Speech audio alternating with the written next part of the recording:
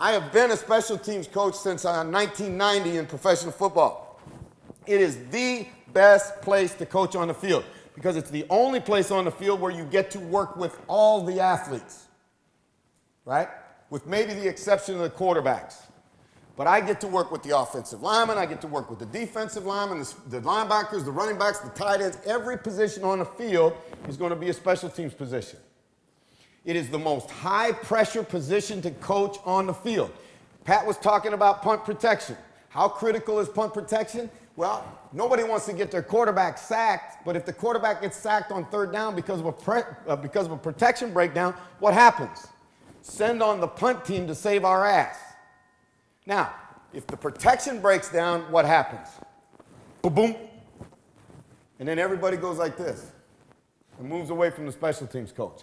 If you don't love the pressure, it's not a place for everybody to coach.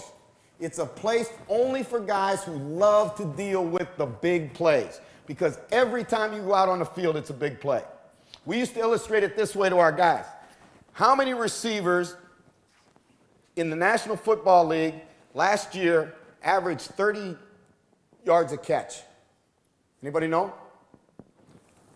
0.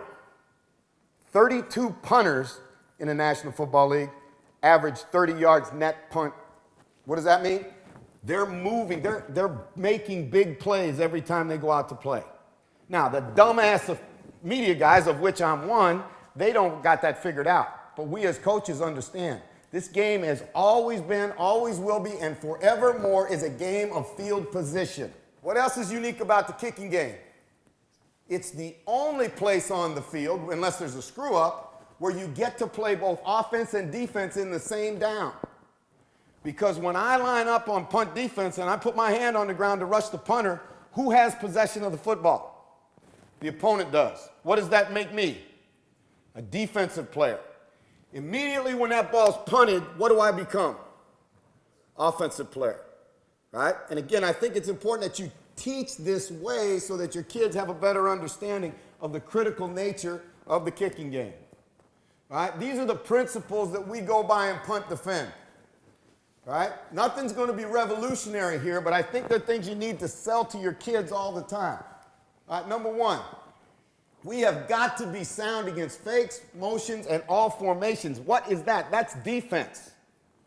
It's just as critical to me that when my punt defensive unit goes out there, that we can handle any motion, we can handle any formation, we can handle anything that offense can give us. All right, so you have to be multiple. You have to understand. You cannot give up plays in the kicking game. 2, we're going to field all punted balls. Now, this is an absolute, this drives me out of my mind. We got 10 guys working, and one guy back there lets the ball hit the ground, and we lose 30 yards of field position. Number one, first and foremost, with your punt returner, get a guy who has the balls to catch the ball, right? Because a fair caught ball is better than a ball that bounces and you lose 10 yards of field position. We want to field all balls. Now, how does that happen? Number one, you have to practice it. Okay, I learned very early in my career from a guy named Dick Vermeil, who's a pretty good football coach, that what you put on the field, you coached that, or you allowed that, one of the two. So if you're in practice and your punt return guys letting balls hit, then you're allowing that to happen, and I guarantee you that's what's going to happen on game day. Okay? 3, possession of the ball is most important, right? Transition the football to the offense. Now, we talk about winning the transition game. Anytime the ball is transitioned from defense to offense or offense to defense, we want to win that aspect of the game. We are going to be great in transition, right? Now, number one, my first role, and again, we were talking about punt blocks, but this is critical, that our guys have to understand. Our number one goal when we go out there is to get the ball back to the offense. All right, penalty avoidance. Now, I just heard, now my German's not very good, right? But I just heard the officials talking. Let me tell you something. They don't know what they're talking about, right? I'm just teasing, but it's really true, right? It's really true. We cannot allow the officials to become a factor in the football game, okay? Now, I've had this happen to me. They come up to me and they go after the down. He gets called for clipping, and he comes up to me and goes, "Coach, I didn't clip him." Bullshit, you didn't. He called it. And it's going to be a clip tomorrow when we read about it in the newspaper, all right? So it's a clip, and you cannot give up yardage because of penalty. 5, we want to disguise our intentions. We never want to tip off what we're going to do, and the punt team must feel pressure every time they go out. I want that other special teams coordinator to not be able to shit a BB when his punt team goes out on the field because his ass is so tight. All right? And you guys have got to understand. If you talk to great defensive coaches, they're going to tell you that they want to pressure the quarterback. Well, you got to understand, pressure comes in 2 fashions. It comes in physical pressure, and it comes in mental pressure. All right? We don't want that punter to ever feel comfortable back there with any look we give. And the same thing, when that right guard lines up, and it's like, oh shit, here they come, right? Every kicking down belongs to us. And that's the mentality we're trying to create. Every kicking team down belongs to us. If they go out there, they are holding on to their ass, right? We say this. There's 2.5, average football play lasts between 2.5 and 3 seconds.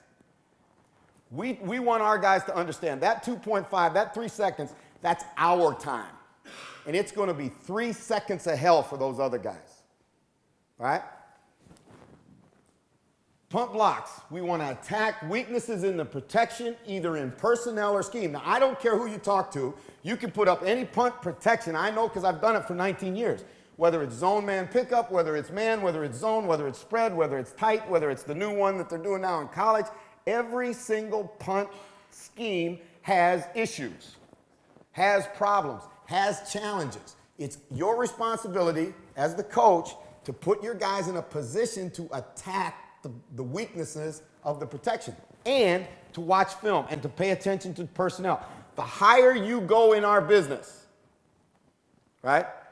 The higher you go in our business, the more important matchups become. We want to build our return game around the strength of our returner. Now, in my experience, very few, quote, all-out blocks actually block the punt. In more cases than not, and I'm going to show you some NFL film here in a minute, in more cases than not, when you get a block, a lot of times is when you've also got a return on. So in our scheme, we're going to build every block and every return with a block portion of it, and every block with the return portion of it. Now, the only time that'll change is if we get in a situation where it's the last play of a half or a game, and we'll take the returner out and bring up more than they can block. But that's a very, very rare occurrence. Okay, punt return average. What do we want to average? Pat said he wants to give up less than 6. We want to have a punt return average of 10 yards per punt return. If we're playing good defense and we force you to punt 7 times and we get to field 5 of those, we want to have 50 yards of hidden offense. We want to have 5 hidden first downs for our offense. If we do that, even if we don't block a punt, if we can create that kind of field position advantage for us, then we feel we can win. All right, now this is the way we line up generally. These guys are specialist athletes to us. We take them out of the equation. We coach them different. And again, we're going to talk here a little bit about how you practice. To me, more important than what you do scheme-wise is how you practice and teach what you do. Right? These guys do not get involved with me very much at all. Who gets those guys? 2 guys on our staff get those guys. The receiver coach and the secondary coach. You're out there and you're working against, what is that to you? It's an opportunity to get off press coverage, right? So I want you, that's what you do. That's what you're getting paid to teach those guys. So you go teach it to them. And DB coach, what's that right there? That's bump man. right? So you take your corners, and what am I giving you? I'm giving you 10 or 5 or 3 or whatever minutes it is of extra what? One-on-one time, extra teaching time, extra individual time, which everybody's bitching all the time that they never get enough individual time. They want to go, God, the special teams coach gets 15 minutes a day. Let's cut it down to 10 and give me 5 more minutes of individual. So I'm going to sell it to them by giving it to them. Now, in here, let's talk about the kind of athletes you're looking for. In general, all of these positions should be interchangeable. I want to have outside linebackers, tight ends if we have them that can run, fullbacks, big running backs, strong safeties. Those are the kind of guys that we're looking for. They have to have a couple physical characteristics, but more important, they have to have some mental characteristics that we'll discuss here in a second. All right, let's talk about punt block techniques. Now, again, I could sit up here and I can draw a billion ways to block punts, right? Because the way my brain works, as soon as I saw Pat put his thing up here this morning, I thought, okay, now how's he going to handle this, right? Which is what happens in our game. But rather than spend time on scheme, and I'll come back and talk scheme if you want to talk scheme, what really matters is how do you block a punt, right? How do you block a punt? How do you coach that kid to block a punt, right?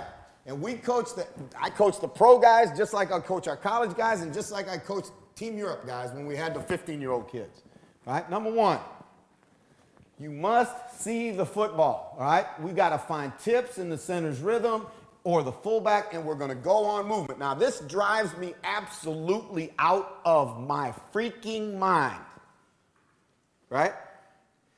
We said that this is a what football play until the ball's punted? Defensive football play, correct? So what does defense go on? On movement. It's a movement-triggered side of the ball, right? I can't tell you guys how many times I've been in, not only in college camps, but in NFL camps, where the defensive coach or a coach in this aspect of the kicking game goes, go! What's he training his kids to do?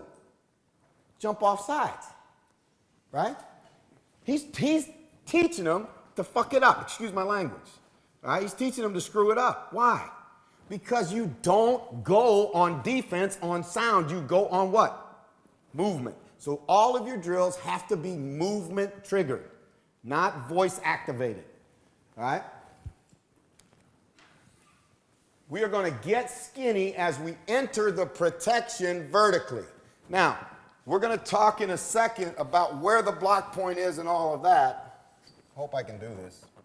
Let's say that's my block point. I need to get there.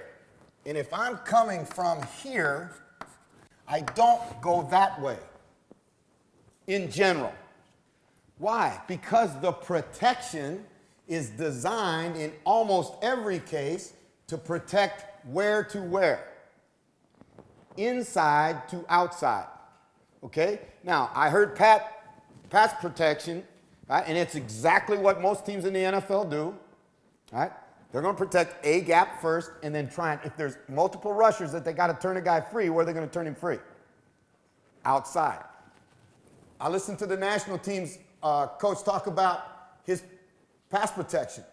Where's he most concerned about protecting? Inside to outside. So, obviously, if I go, let's say there's a person there, if I go there, I'm blocking myself. I have to win vertically first, just like a pass rusher does. Right? Now, a pass rusher every once in a while can bull rush a guy back to the quarterback, but I'm not going to bull rush anybody and get a punt blocked. Okay? So I have to win vertically up the field first. Now, here's a key point for you guys to understand. And you should write this down about every place on the football field, particularly defensively. But you have to align to execute. All right? I have to align to execute. It's pretty simple to me that if Pat's got zone man pickup, which is what we use, right? The closer I line up to the man that's going to block me, I'm doing him a favor. What do I need to do? get away from him and stretch the protection, right? Because the more I stretch the protection, the greater the chance that there's going to be a separation in technique. And once there's a separation in technique, now I can win, all right? So I want to win by getting skinny and entering vertically. Now, if I could get, come on up here, home team. Now, how much blocking surface does he have right now? 16, 18 inches maybe? Okay? When we talk about getting skinny, Pat talked, what did Pat say? He said, I want to work near number. Did he not? When he did his presentation? Pay attention. You guys should be able to spit this back at me or they're overpaying Pat for being here. All right? It's near number. If he's going to block that number, because if I'm blocking from inside out, he's going to block that number. I have to take that number away from him. Okay? So now I do that by turning my shoulders to get thin from the blocker. All right? So you can see that this is a game of inches. If my hands come to that number and he takes the number away, I've now gotten skinny and I've made it more difficult for him to block me. Okay? So how do I get skinny? I turn my shoulders, all right, and I want to bend. I can't do it to him here without paralyzing him, but I want to be very little surface for him to block. Now, when I started playing football in the 7th grade, and amazing how this has happened, to this day, that was 1973, to this day, it's still true, the low man wins, right? I can remember Mr. Davis telling me that in 7th grade, and that was one of the first coaching points I ever got in this game. The low man wins, and it's still the same. I've got to make him get down here with me. And if this is my surface, and I get skinny, and I get my pads down, what have I done? I've made it very difficult for him. That's no guarantee I'm going to get it. Because unless they are totally screwed up, and I'm going to show you some NFL teams that are totally screwed up here in a second, you're not going to get a guy just freaking running free to the block point. Right? If you do, that's gravy. But we're saying we're going to make it hard for him. So I'm going to get skinny and I'm going to reduce my blocking surface to the block point as I enter vertically. Why do I enter vertically? I need to win and get my hip past his hip, just like a pass rusher does. Right? Because I don't give a darn who you are. You be the greatest pass rusher in the world and have all the great hand techniques in the world. But if you can't get your hip past the offensive lineman's hip, you're never gonna get home. Okay? Just like a punt blocker. It's the same thing. And here again, for you, how many special teams coaches are in here? Anybody? I encourage you very much to listen to the coaches on the field that you work with. Because it's not my language, it's our language. And if the linebacker coach or the pass rusher coach or whatever language they're using, because they're going to apply that same technique, that's pass rush. If you go into our meeting room, I will guarantee you, that if I dropped over with a heart attack, the meeting would go on and they would say exactly the same things I say. Guarantee it. Guarantee. In my opinion, the best coaches are the ones who make themselves obsolete because the players take it. It becomes theirs. It's not mine. It's not mine. We have a saying at our place, and I believe it's so true. We stand on the shoulders of those who've come before us. Right? When I'm dead and gone, it's going to carry on. Not because it's mine. It was given to me. I'm giving it to you. I'm sure in 5 minutes, I could get Kim Cucci up here and he could two-step shuffle, two-step redirect, all the stuff we coached him in NFL. I guarantee you he could do it. 10 years later. Right? That's how important doing it every time right and saying it the same way is. Go ahead, sit down. I'm going to get you in a second. Now, where is the block point? I can't tell you right now, I can't tell you that. No more than as many downs as I've coached. And I've been in, Again, since 1973, that's a lot of snaps of football. I can't tell you where the curl is. I can't. Sorry, guys. You know, I know you've spent an airplane ticket on getting me over here, and I'm going to disappoint everybody, but I can't tell you where the curl is, guys. The curl is where the curls run. Right? And it may be different this down than the last down. In general, we start with this parameter. If the punter's a right-footed punter, we're going to attack a spot 9 yards deep off his right hip. But remember, this game is not played here. It's played where? On the field by real human beings, by players. So we have to have the ability to adjust on the run. Okay? All right. We want to go low and long, extend your hands to the block point. This is critical. I cannot tell you how many times in NFL Europe, and everybody that's been in this room, Florian and Kim and Pat and Gerald and all the guys that have been through, I'm seeing guys come from big-time U.S. college football programs.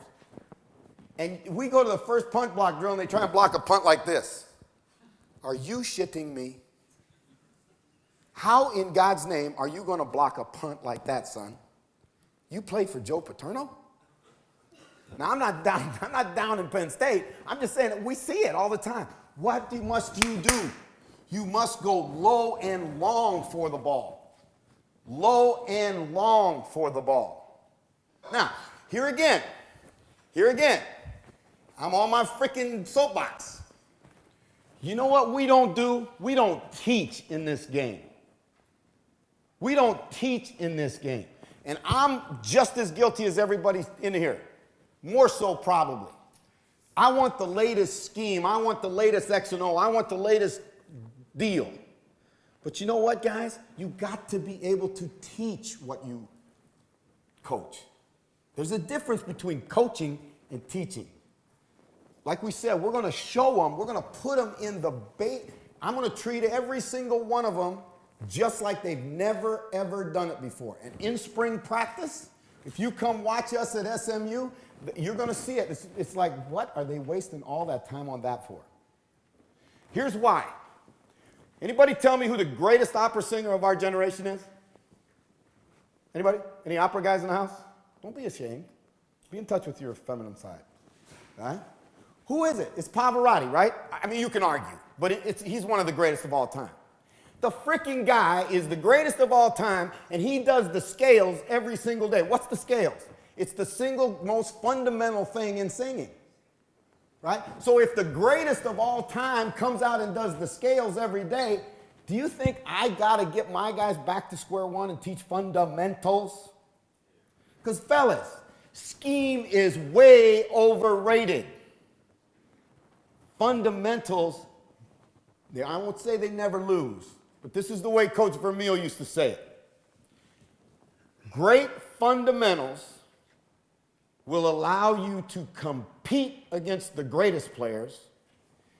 It will allow you to win against the good players, and it will allow you to dominate the average players.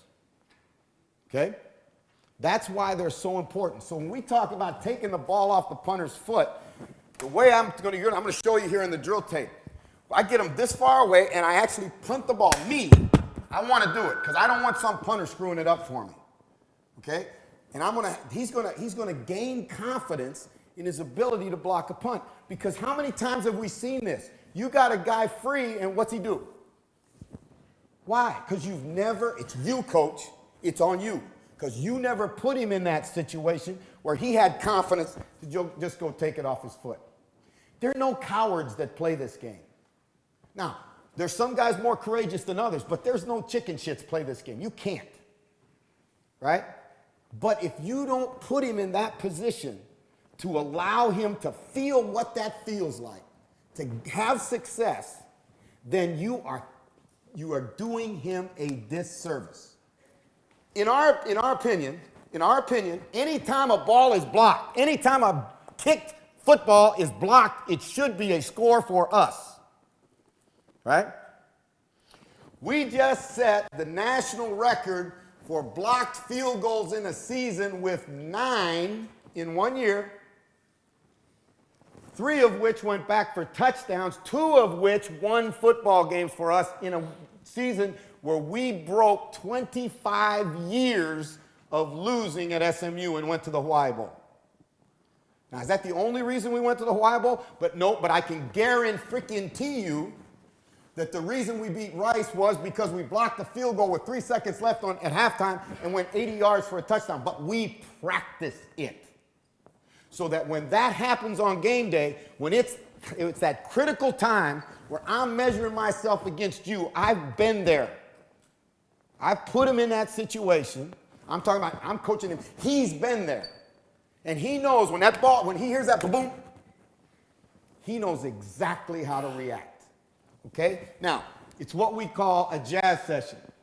Okay? Now, we're going to go through some drills now.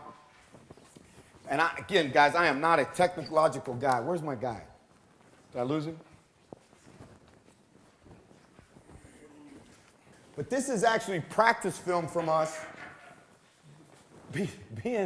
just go forward, being at NFL Europe. This is what we call takeoff drill. Now, here's one of the things that we talk about, and this is why I love you guys, because you guys find answers, and I learned so much from being over here. This is a drill where you're watching our kids working. Now, if you freeze that right there, what we've got here, that guy right there is an equipment guy, right? There's only one of me. I got to coach everybody in the kicking game. All I'm asking that guy to do is do this. Stand there and move your foot. What's the foot mean? Ball. I'm getting off on the ball. Now, why do I have him here? There's the block point. If you go back, you'll see that ball hanging right there. See the ball right there? All right. Why is he a yard away from him? Because he's got to win where? Vertically. Okay? He wants to win up the field. And then once he gets up the field, then he can reach for the ball. But watch him turn his shoulders here.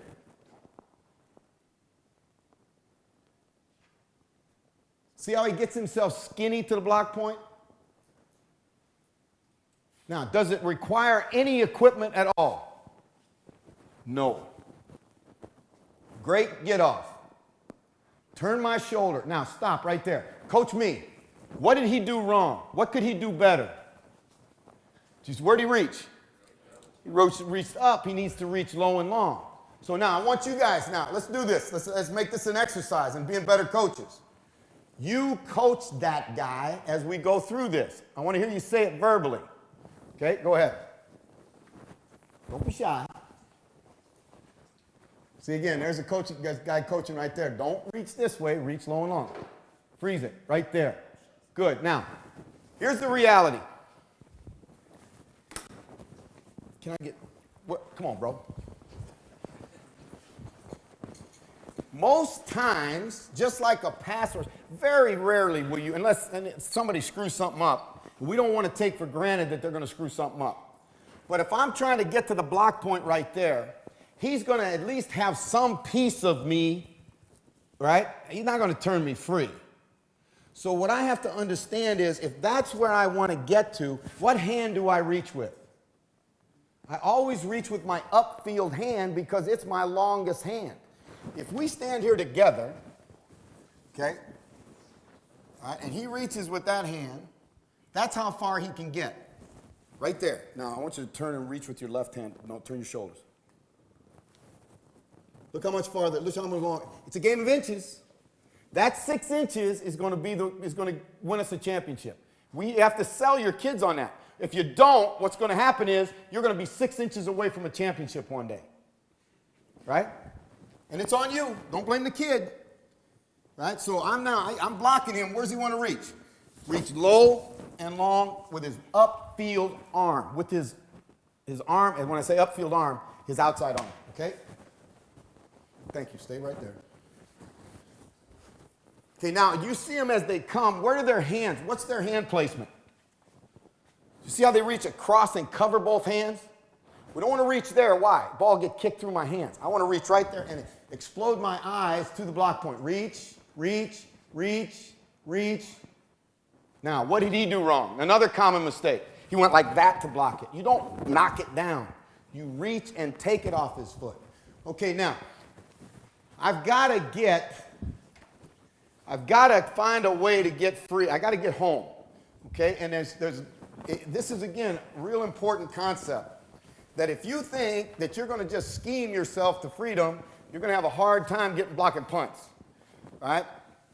I have to find a way to get, if a guy oversets me, right, I want to club him and I want to swim and get underneath him, okay?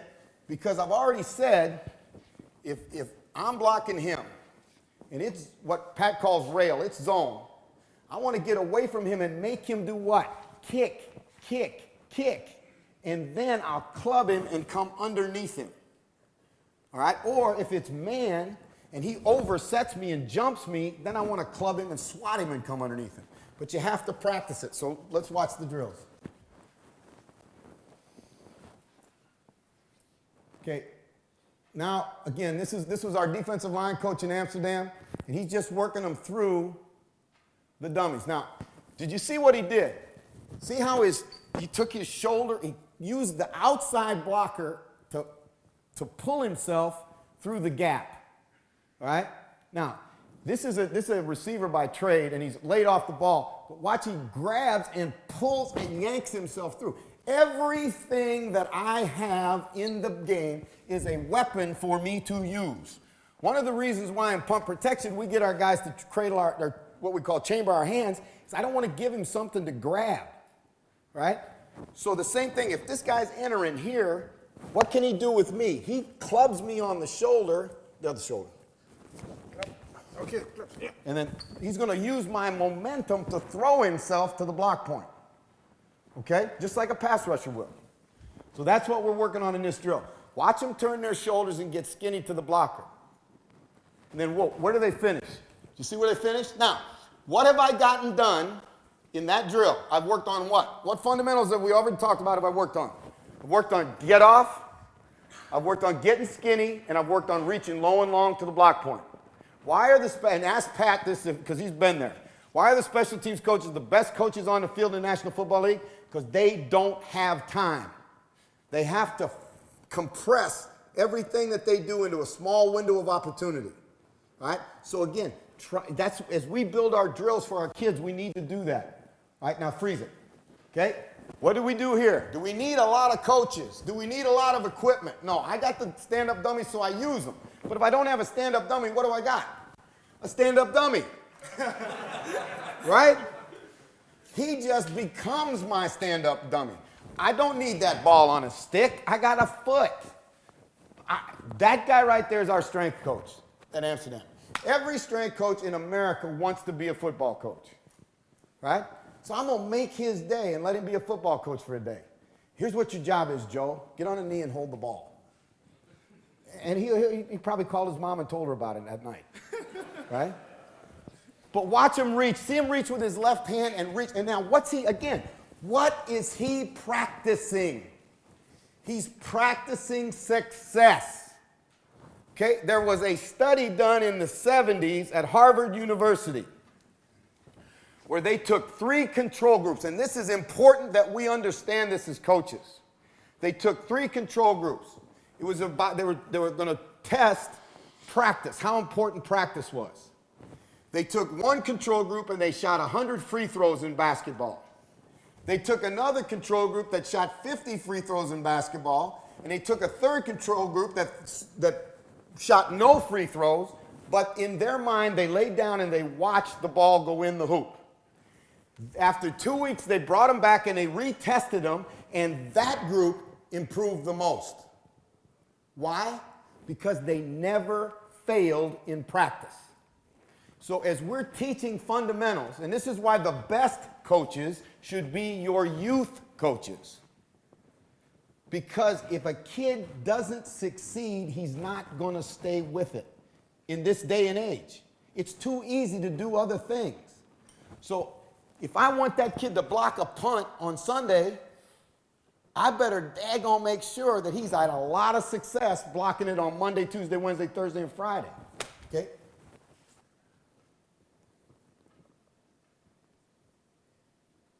Now, let's talk about this. Angle to the block point. You're seeing it come a lot of different ways. Okay? In general, we believe this, we should never, ever rough the punter. Never rough the punter. Because roughing the punter comes from guys not understanding how to enter. Okay, if I'm first, if I am past the ball, I run past the punter, and I'm going to show you some NFL clips where the guy's in there and he just takes it off the foot like that. If my angle lets me undercut the ball, I'll take it here. But if I go to a block point and I know where that block point is, I never should rough the punter. Now, coaches get nervous, and our guy gets more nervous than anybody because he can't stand to not get the football. So I got to make sure on all of my rushes that we don't ever rough the punter, because I'll get fired if he doesn't get his football. Okay? All right, this is what we call get skinny.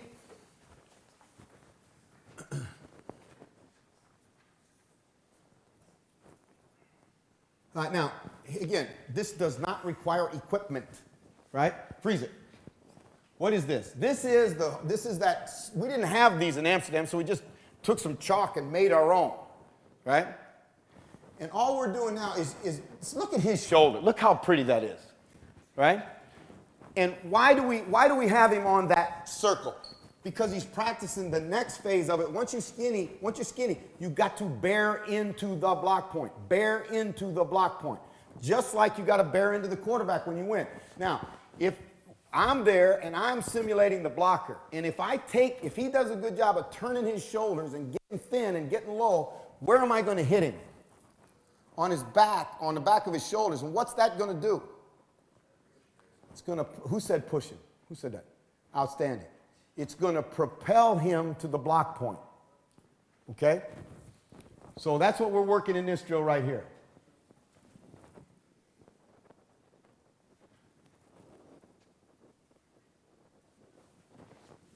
Now, again, this is all before practice. I'm just grabbing guys and we're doing these drills. Because you cannot, look, that's really good right there. You cannot get enough repetitions. That's good takeoff. And you're reaching with his left hand. All right, confidence drill. Now, we're going to talk about putting this all together here in a second, but this is how you teach a kid to block a punt. Right? Very, very easily. They just walk in front of you, and then you punt it and let them take it off your foot. Let them feel what it feels like to have success.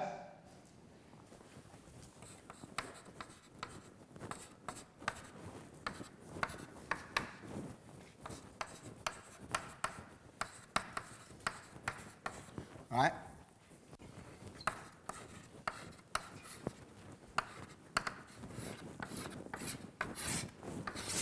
A pressure and a wall side. Very simple. Football, it's so effective they still use it in the National Football League. All right? Here on the hold-up side, I have to have a technique to succeed. Okay? Now, we've said when I get that look, and I'll build overloads and I'll do all those things to try and dictate the protection or where the ball's going to be punted. But in general, that guy at some point, he's going to open his body to me. And the better I am at getting skinny, the more he's going to open his body to me. Right? Just like a pass rusher, if I can get the pass rusher to turn his shoulders, he's going to run right down the middle of me because I'm not very strong. Okay? But as we go now on the hold-up, what I want to do is I want to come off underneath him, get him to show me his chest, and as soon as he shows me his chest, I want to now take my helmet and I want to run it right through that thing that says Deutschland right there on his helmet. I want to run it right through his chin. Okay? And I want to get him like that. Why? What did Mr. Davis say in 7th grade? Low man wins, right? Low man wins, and it's still true. Now, where I put my hands is now the next most important thing. Where do I want to get my hands? Inside of him. If I don't, it's not the end of the world, right? So you're going to have to learn to work sometimes, because a lot of times you're going to miss. I'd like to say you're going to get in there, but you got to be able to work from whatever you get.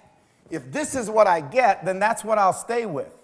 I won't try and put my hand back inside, because as soon as I take my hand off of him, he's going to be stronger than me, because he's got 2 and I got 1. All right? So now I'm here. I've butted him in the chin.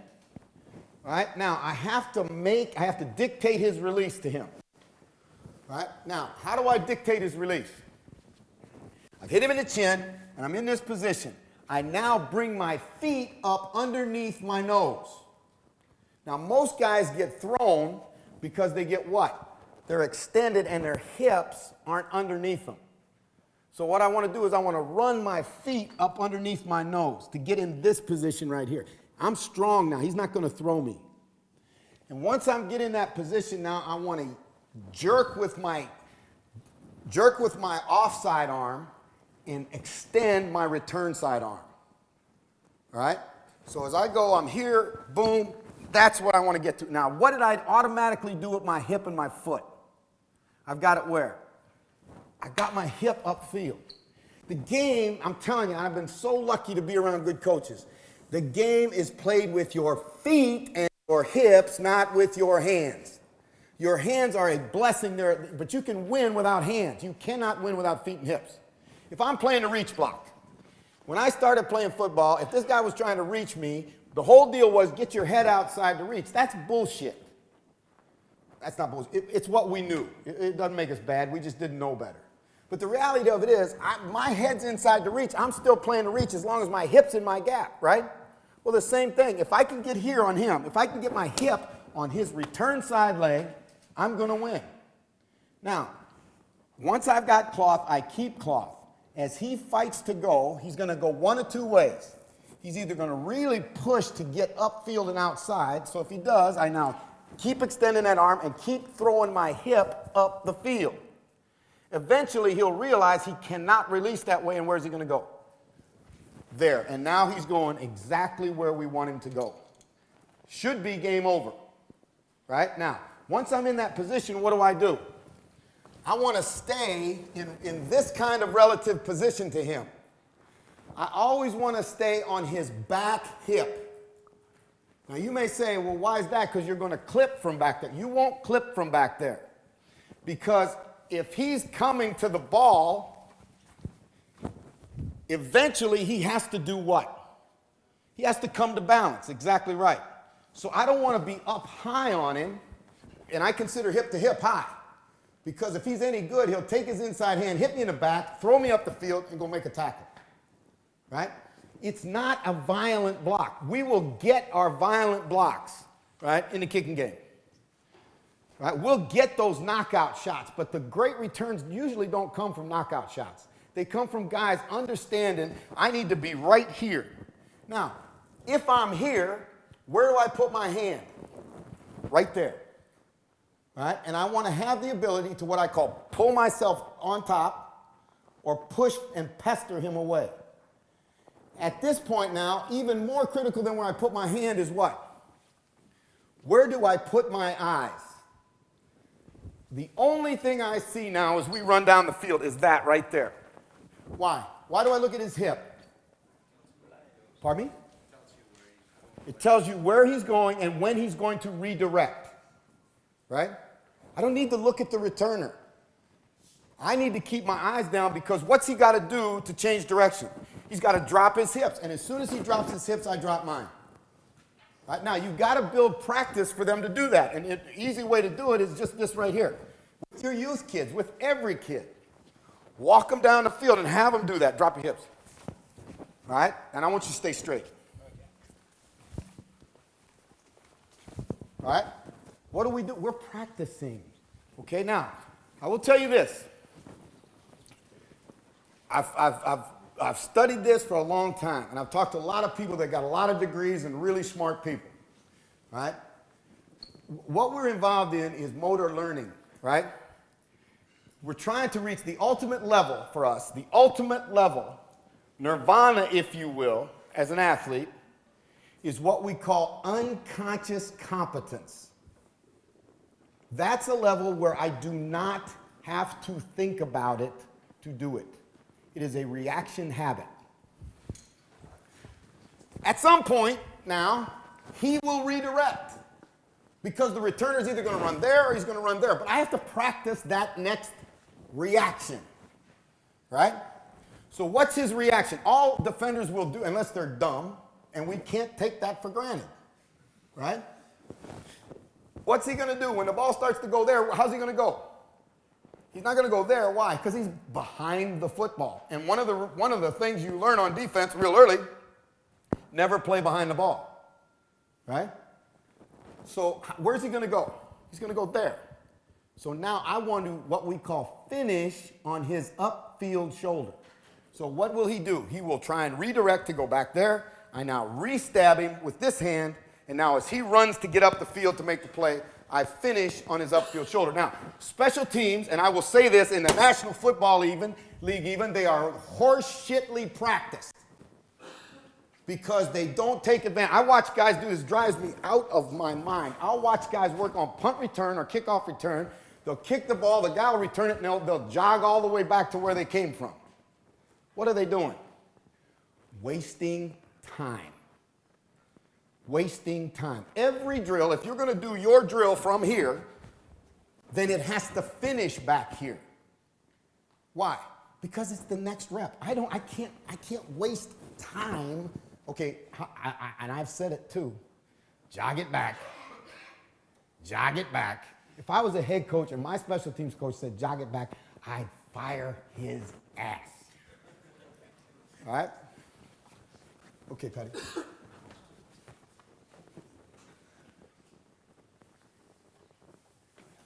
All right, now you're going to watch them do it. Okay, now, and again, when we do this, it's important that what are they doing? They're getting, see, look at their hips go. And look how they finished.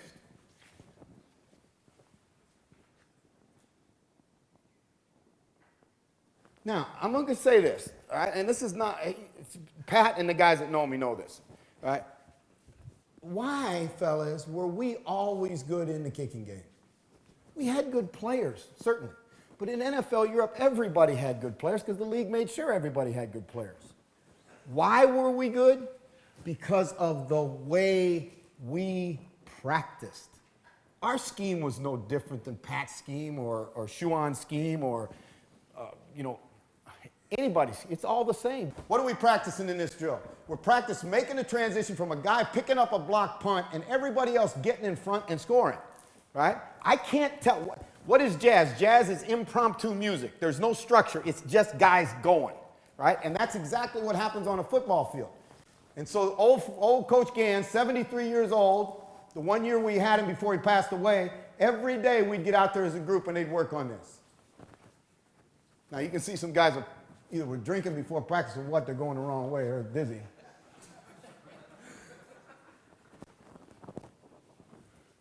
And I'll just let this run, but this is again, I think, a great, and it's a fun thing. Your kids can have fun, they can laugh. Guys, do not, what is this? This is a what? It's a freaking game. It ain't work. Make it fun for the kids.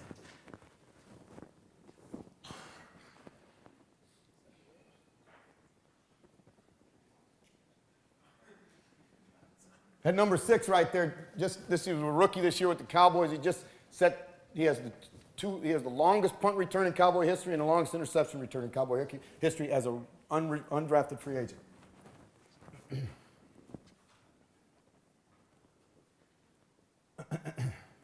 Now, is there any structure to it? Nope. Here you're going to see some of it. Now we're doing a 2-man takeoff drill. Everybody reaching for long for the ball. Getting maximum amount of work done.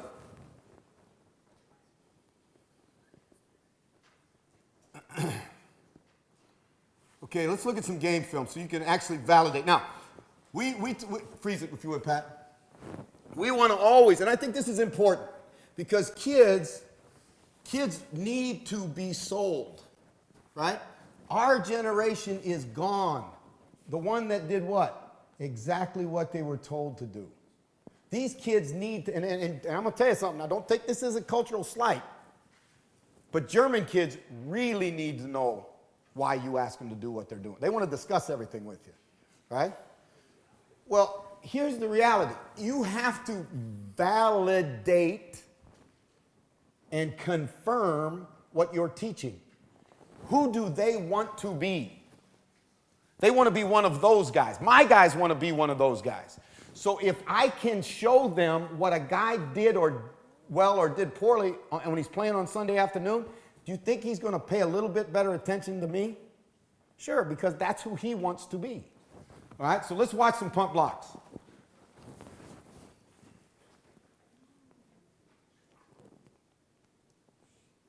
There's a jazz session for you right there, guys. validation, confirmation of what we talk about every day. Go ahead, Patty, you can just run.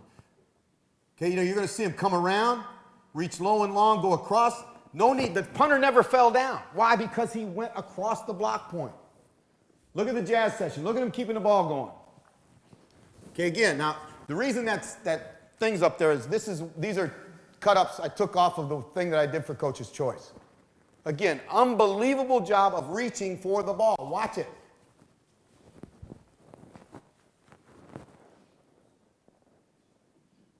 Okay, ran by the punter.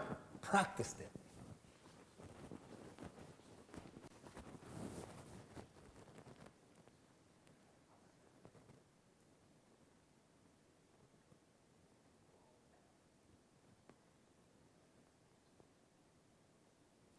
Jazz session.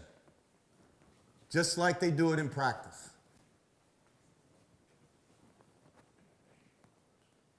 Watch now, watch again the technique. Watch him get skinny. Where did he reach? Low and long.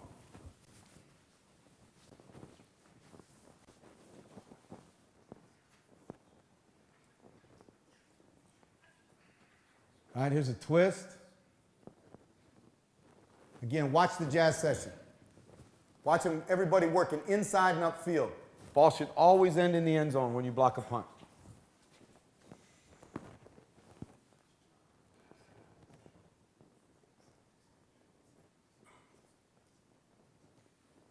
This is my beloved Raiders. I hate to see this. Why I can't even watch it. I can't watch it.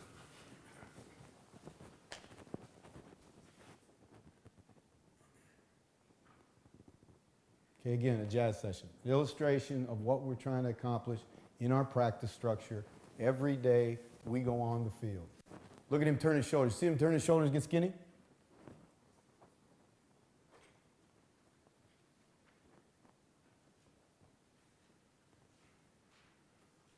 Okay, now this is off of a return look. They got their double vice outside. These guys are making hundreds of thousands of dollars to screw this shit up.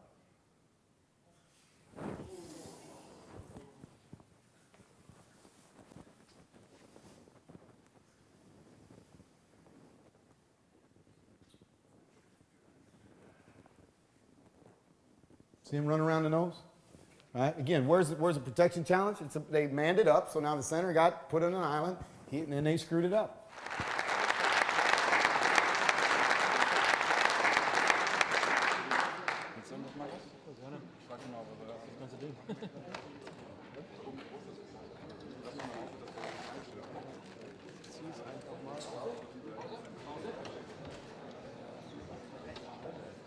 Auf deinen Rechner schmeißen.